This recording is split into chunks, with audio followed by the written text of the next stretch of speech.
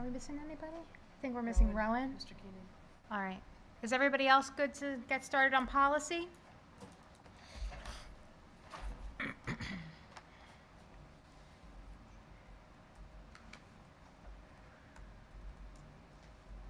Oops. I'm gonna have to do this verification.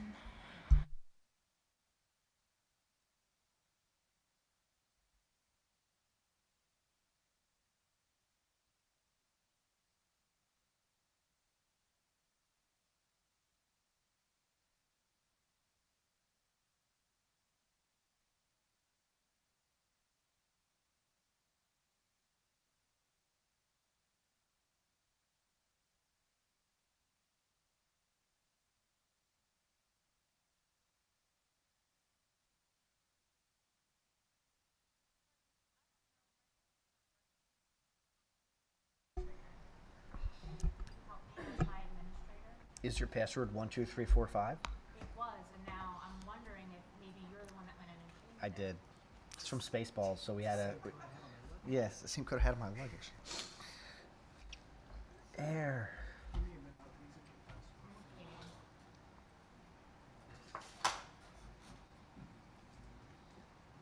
Sorry to be a problem. Oh, I wonder if it's this. Okay. Thank you for marking it so I knew. Here's 2 minutes. All right, that'll give her all 2 minutes.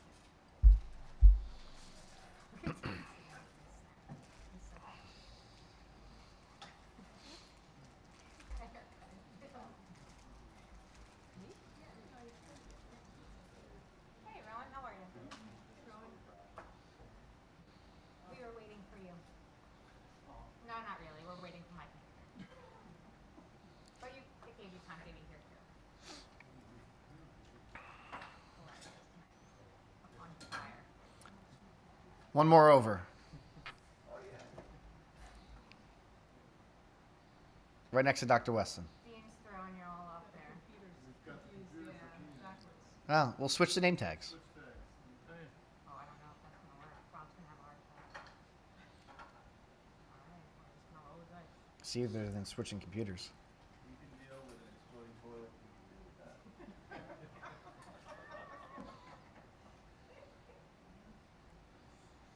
I don't know what that reference means, but okay.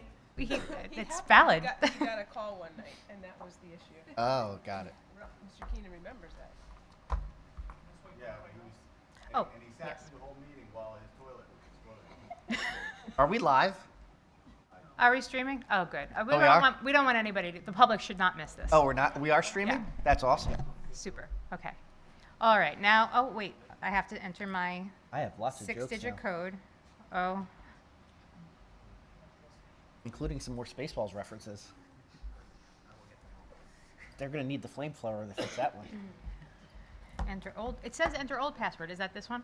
Yeah, that's Okay. that one. If he were here before me, he could have done whatever he wanted. That's true. Incorrect?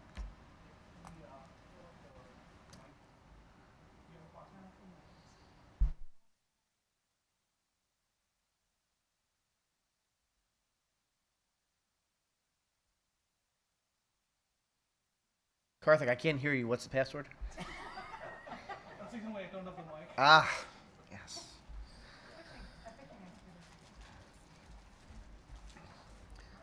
Laura, we really need to get that AI assistant.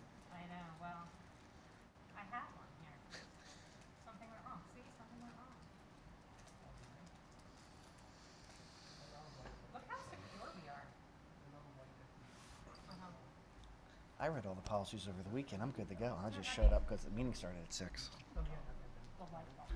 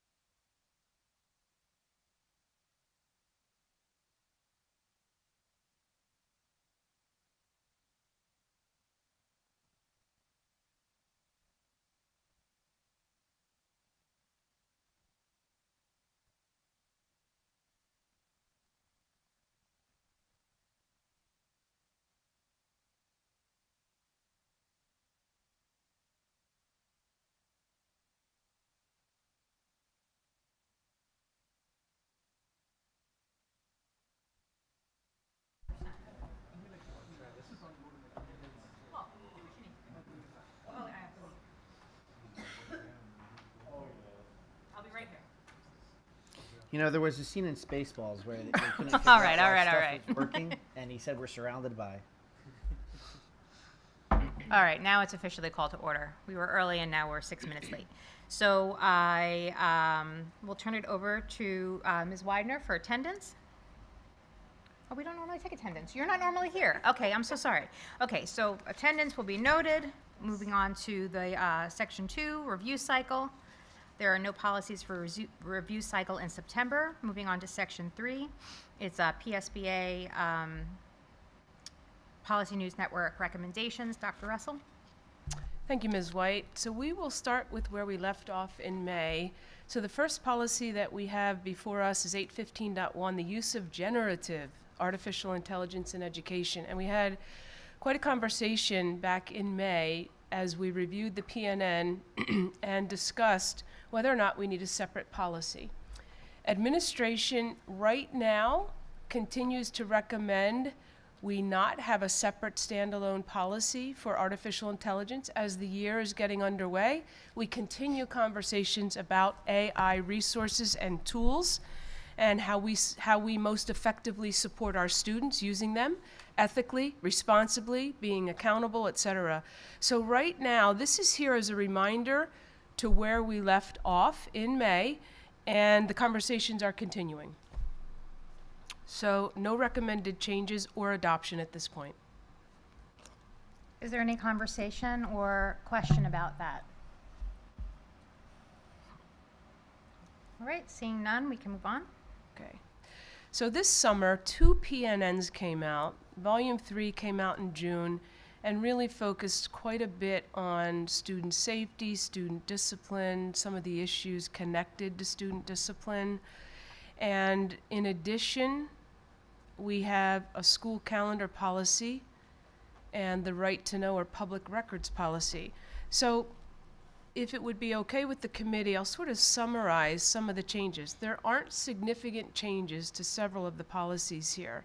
You can see in policy 146.1, trauma-informed approach, 218, student discipline, 218.1, weapons, there really is a difference in the terminology that's been incorporated and the legal citations. For example, we've shifted from local law enforcement to law enforcement. There's also been a change. They don't call it the Safe Schools Report anymore. They call it Safety and Security Incidents Report. That's what we as a school district are obligated to submit to the state. They've also changed the name of the organization that receives and reviews those reports. It's now a division of PCCD. And we still send the report the same way through our PIM system, but they have changed some of the terminology associated with these aspects of reporting. Question?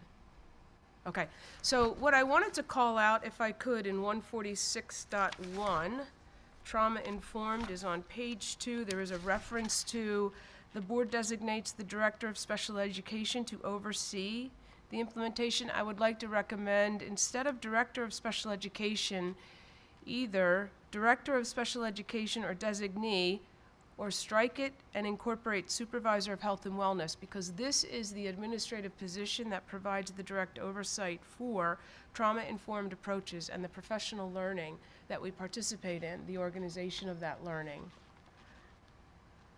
Otherwise, what you see through the policy are citation changes and then some of that terminology shift in policy 146.1 that I mentioned before. Policy 218 is the same, as is policy 218.1 on weapons.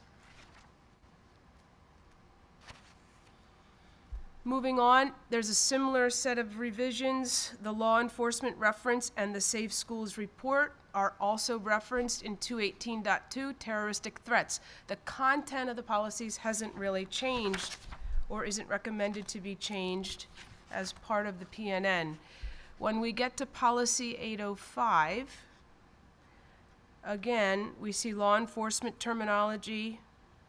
They reference the change to the legislation in December of 2023, indicating that schools can attend 180 days or 900 hours at the elementary, 990 hours at the secondary, as opposed to both. Now it's an or. They reference that in this policy. We'll get to that a little bit later on with the school calendar policy. And then they talk a little bit about the required training. Again, no significant revisions to the policy.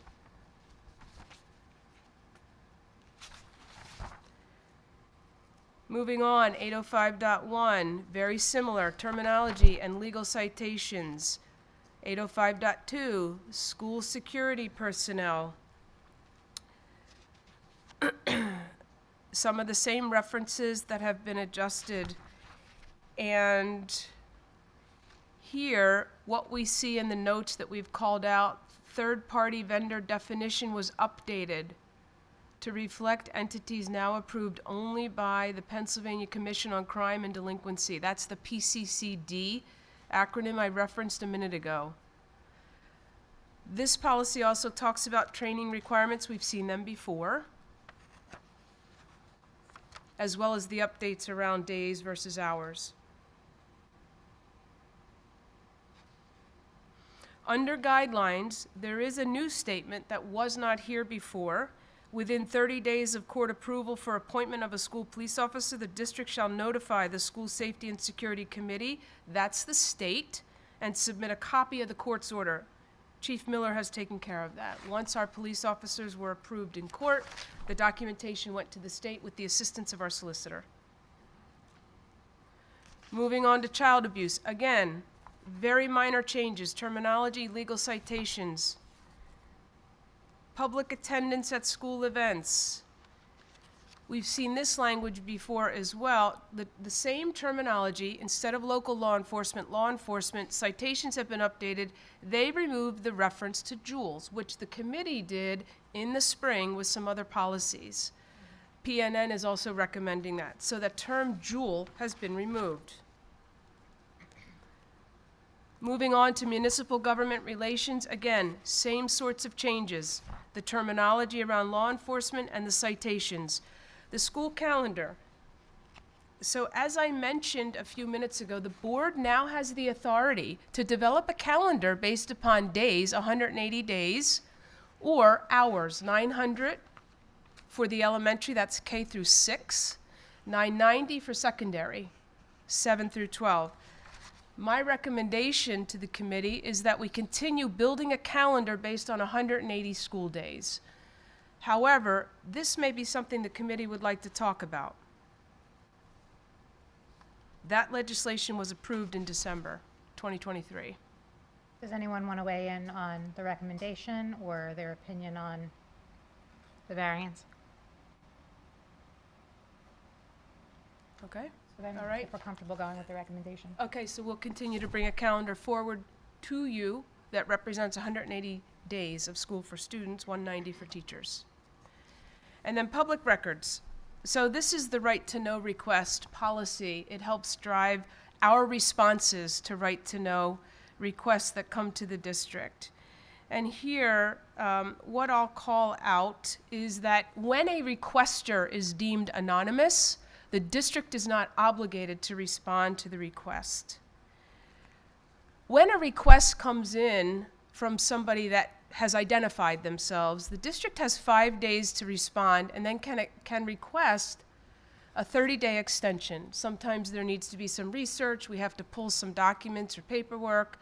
Oftentimes there are requests of the business department to pull certain purchase orders, et cetera, tax records, et cetera, so that additional time is helpful. That information is communicated to the requester in writing by Mr. Ganesh. He is our right to know officer. There has been some updated language in this policy around fees. As a district, we have not charged fees for right to know requests in the past. So much of it is digital. It's not as if we're copying a lot of papers. So I don't know that we need to concern ourselves with that, but I'll defer to the committee if there are questions about that. And then there's also some language around third-party vendors and when requests are made based upon their work in terms of a governmental function for the governmental agency.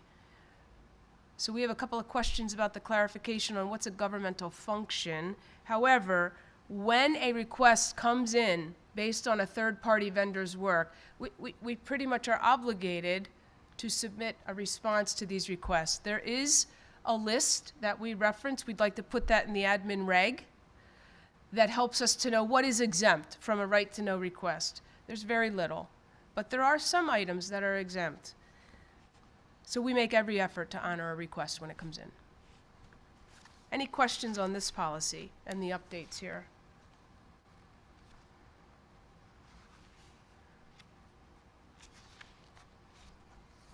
Okay? Okay, excellent. So we'll move on to the second PNN. The second PNN, Volume 4, came out in July, and it focused upon anti-discrimination, harassment, with the PNN starting with policies 103, 103.1, and 104. So discrimination, harassment affecting students. Currently in our 103, we have Title IX as part of the heading or the title of that policy. And my recommendation to the committee is to hold off. We're working with our solicitor on some of the details of 103, 103.1, and 104. So I would like to suggest to the committee that we hold off on the language there and come back to those after we've had some deeper conversation with our solicitor. Moving on, again, outside of 234, most of the policies in here did not have significant revisions to them. Now, 234 covers pregnant students, and it also references pregnant staff and their rights when it comes to nursing, for example. Pregnancy or pregnant students is listed as a protected class in our current policy 103. And I am recommending the revisions as proposed by the PNN because I believe they're practical. They're recognized to some degree, pregnant students, in policy 103 already. And I believe that they are ones that we can implement without having clearly established and updated 103. However, I think this is one that we should talk about as a committee. If others feel differently or we'd like to talk through some of this, that would be helpful. I didn't have any, I read all the policies and sent you both my notes on just a few, but this was the question I had about, can we even talk about this at this moment? Because some of these incorporations in this policy are from the updated Title IX.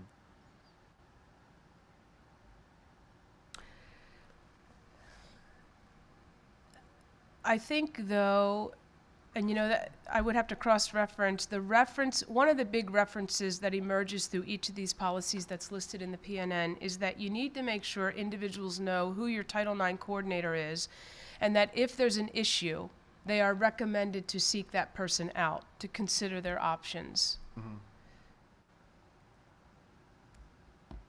We could cross-reference to see if that is lacking in our current policy.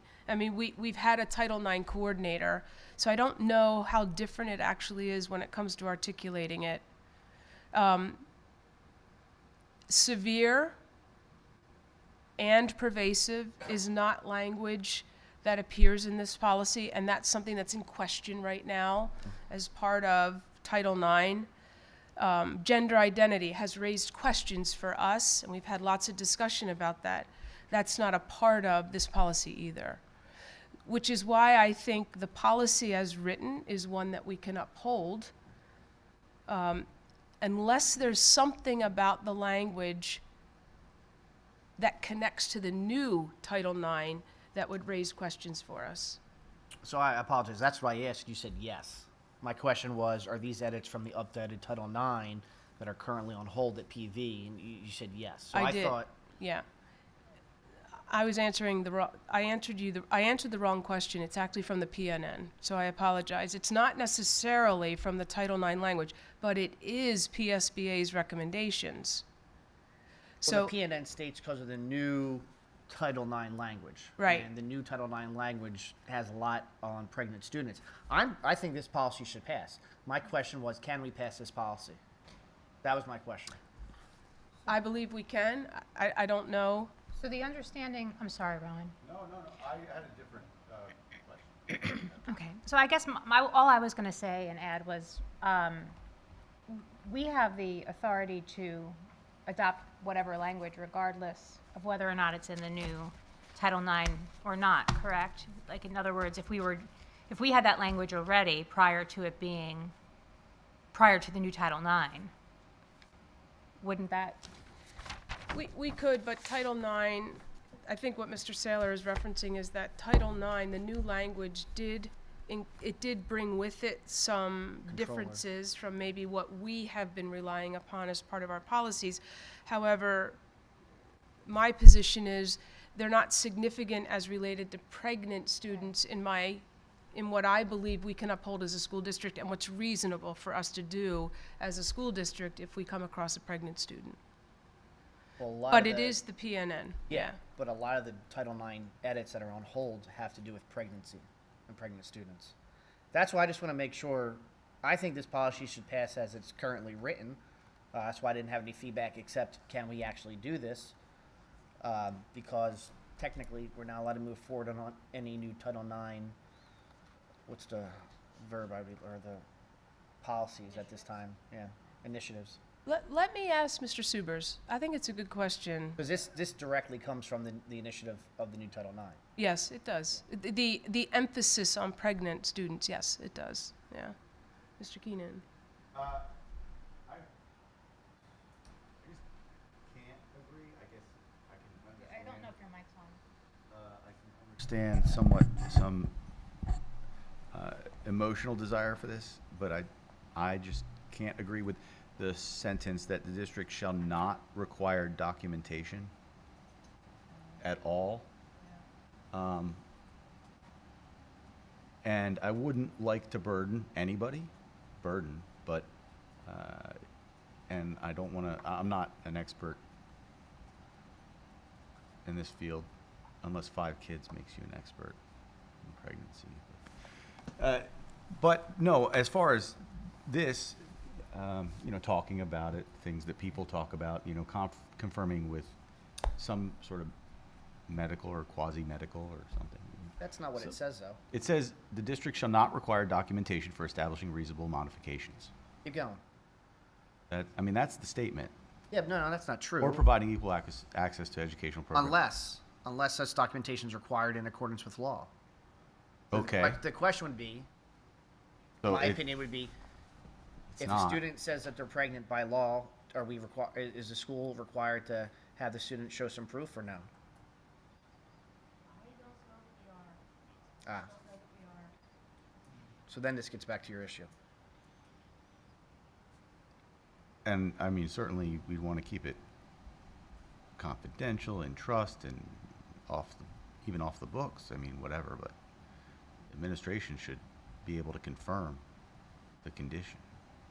So do you want to maybe we'll hold this until you get some further clarification, if that point is, Planned Parenthood, right, is good for that kind of stuff. I don't know. Is there They anything- do services, right? Is there anything else besides that line? I wasn't sure what you meant by that. No, for confidential consultations. And if our nurses, yes, to that point, if our nurses were made aware, if a counselor was made aware, they're obligated to maintain a level of confidentiality. Oh, yeah. And could they confirm such a thing? Maybe. Yeah, I don't know. I'll talk to Mr. Subers and see what his position is on it, especially in advance of approving 103. about the medical disclosures as well? Mm-hmm. Okay. I know, and I only know because I just went through it. I think at 14, an adolescent has to sign permission for their parent to be able to receive their medical. I believe it's 14. 14, I believe it's 14. right, They can check themselves out and check Correct. themselves in. right. So I don't know if is that what you're saying about confidentiality? Do I misunderstand that? Right, I know that they have, their organization is up to date on the confidential provision of services to minors. Right. whatever. But, So that's yeah, not new. not that I'd just- like to draw that out, but the district, I just think, somebody comes in one day and on face value, it's, not that I don't want to believe everybody, but I just think Sort that of a we need to be strange- able to verify in Yeah, right. some way. Right. Dr. Weston? Yes, I will talk to Mr. Supers. Yeah, I'm wondering if some of the references included with this paragraph might clarify some of the things that this is referring to. Unfortunately, these references aren't included in the document. So I'm wondering that as we discuss this further, maybe the next version of the document could include the references so we could check. You mean the updated references? I'm looking at the numbered references on the paragraph that Mr. Keenan is referring to. 5, 12, 13, 5, 14, 12, 13, 16. Yes. 14, and Yes. 16. And there's only reference 1, reference 2, and what I believe is reference 3, but it doesn't have a reference number.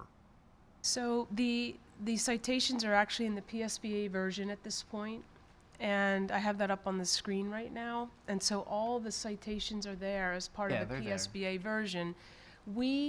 Ms. Widener cannot update the citations. PSBA does that once the board approves the language in our version. So we were just looking at our draft. That's this first one here in the list. If I go up one, this is our current policy with the green proposed revisions, red deletions. This is the PSBA reference policy that we built that from. It includes all the citations. Yeah, it's on the, if you go under active, or not active, if you go under the school district PNN, no, it's not in the draft. Oh, I'm sorry. If you go into the direct PNN, it's in the actual PNN document that we get. Are those linked in the PNN? Yeah. Okay.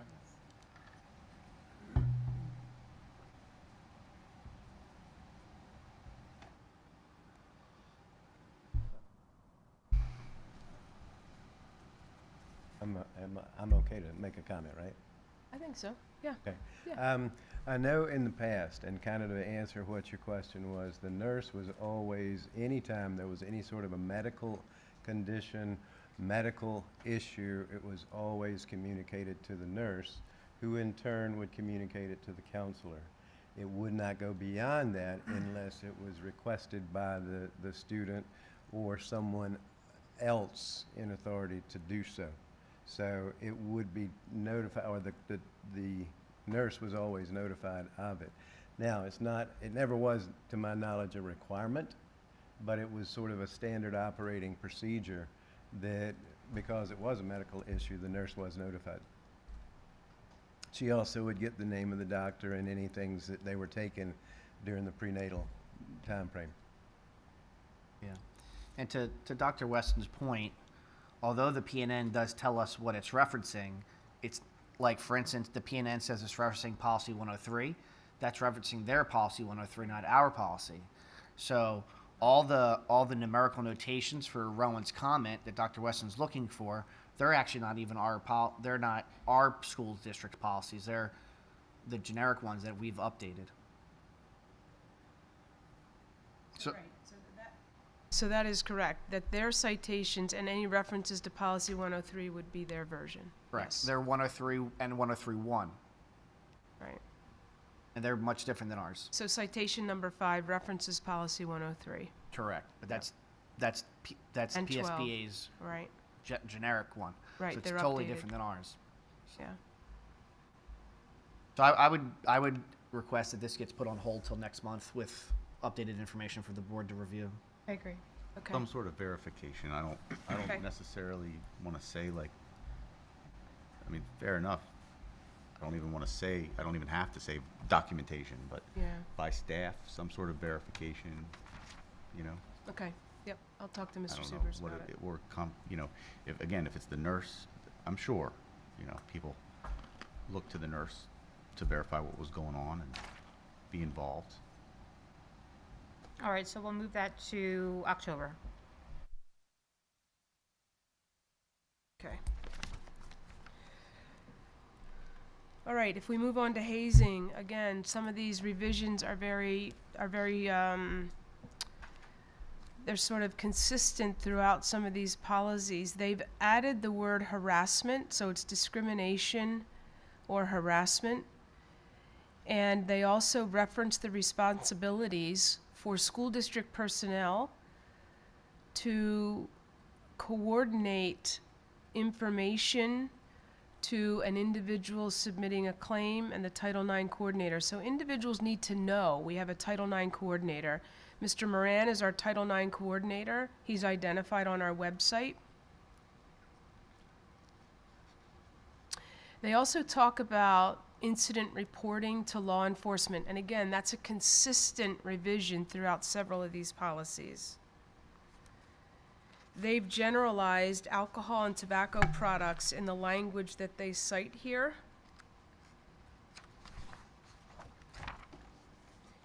In policy 249, bullying, cyberbullying, again, the harassment terminology was added. There's a new reference to that report, Safety Security Incident Report. It used to be referred to as the Safe Schools Report. Again, the changes are minor, and the same in policy 252, dating violence.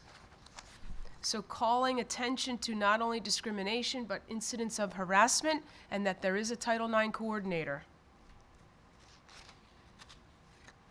Educator misconduct, very similar. They do include in their descriptor, under investigation, including Title IX sex-based discrimination or harassment.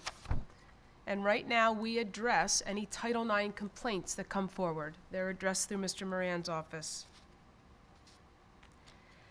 So if we shift gears to personal leave, policy 336. Let me just Yeah. go back to some of these. I Yes. just want to make sure that for 247, because it's still coming up with the That typo? bad syntax, the typo. Yeah. And then in some of these reports, although I know that vaping is now categorized as tobacco, can the report still include vaping as its own data point?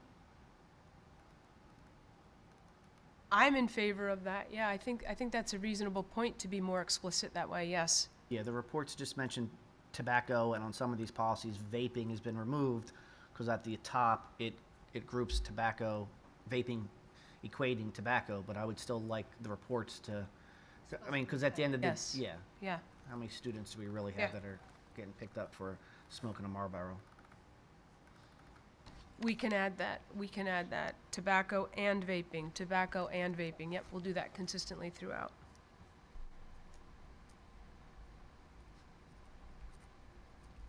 Okay.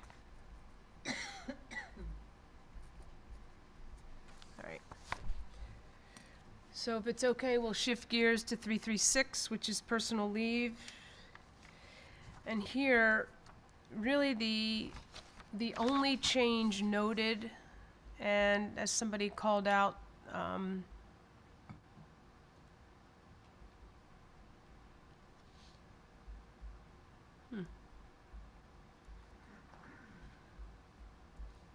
Just the X, correct? The 336 requirement. Right, it was just the X. So, you know how sometimes, if you recall, PSBA will give you some choices. We have opted for the requirement for advance notice may be waived in qualifying circumstances as determined by the superintendent or designee in accordance with applicable law. So there are times when individuals need leave and they don't have a lot of lead time or notice to give us. We request 3 days notice or 2 weeks in some cases. But there are times when exceptions would be fine. Administration's in support of that. Any questions on that policy?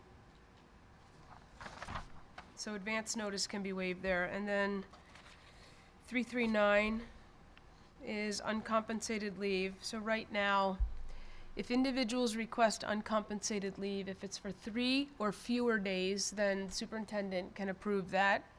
If it's for more than 3 days, it has to come to the board for approval. That's per our policy language.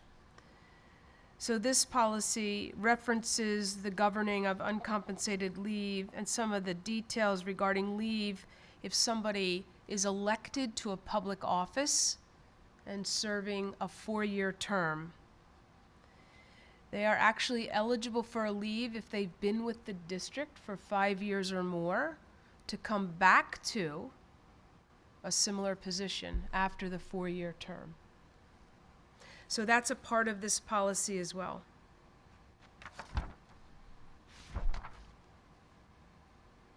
Any questions on that? So does this particular policy, just to clarify, have to do with only union employees, or is it any employee within the school district, regardless of their I think it's any. bargaining? Yeah, Any? it's any. Okay, and just also to clarify, should someone that is part-time, for example, want to take an unpaid leave for a vacation, is that granted without exception because it's uncompensated? Is there anything, is there any reason to maybe put something embedded in the policy that has to qualify the reason for the unpaid leave?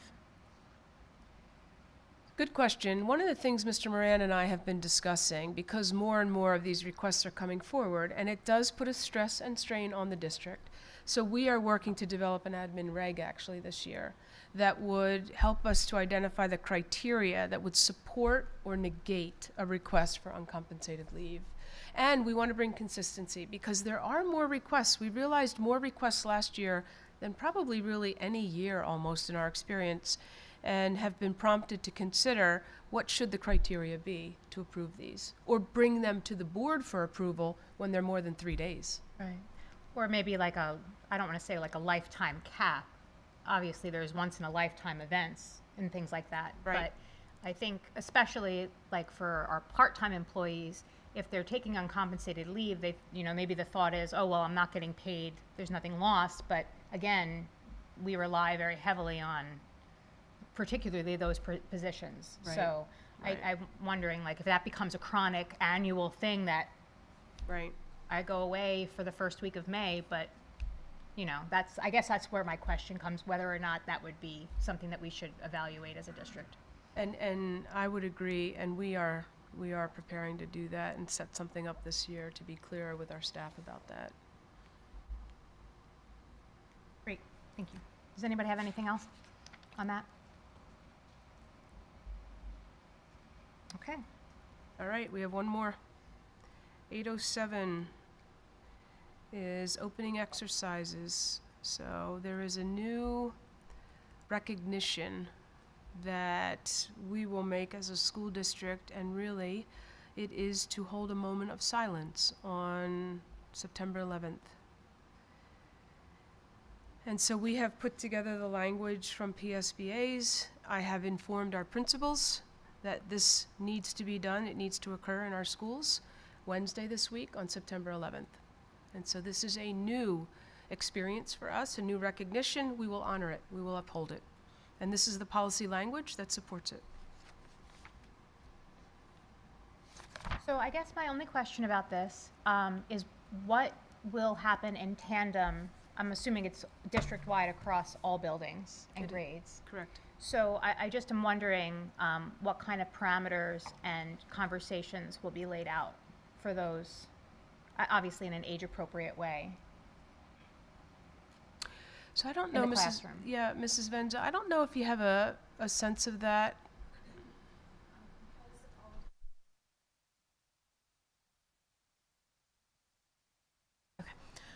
All of the elementary principals are going to be at a training on Wednesday, so I made a video that I'm going to have play in our morning announcements video, TV video that we do, that gave just a brief reason for why we're doing it, and then led everyone in the moment of silence and thank them for their respect during that time.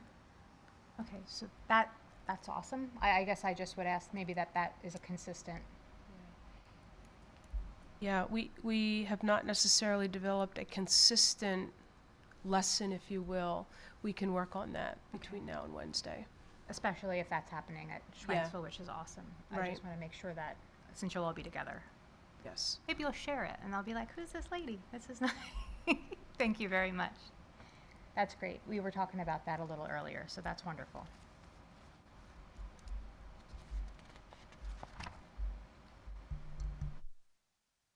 I think that brings us to the end PNN, yeah? All right. So Section 4, local policies, there are none for September. Brings us to Section 5, closing items. The policy minutes will be provided following the meeting. I appreciate everybody taking a new approach to the policy committee and bearing with us. Mr. Saylor, thank you for emailing your questions ahead of time, just for sake of time. I think that's a really good practice for committee members prior to the meetings, very helpful.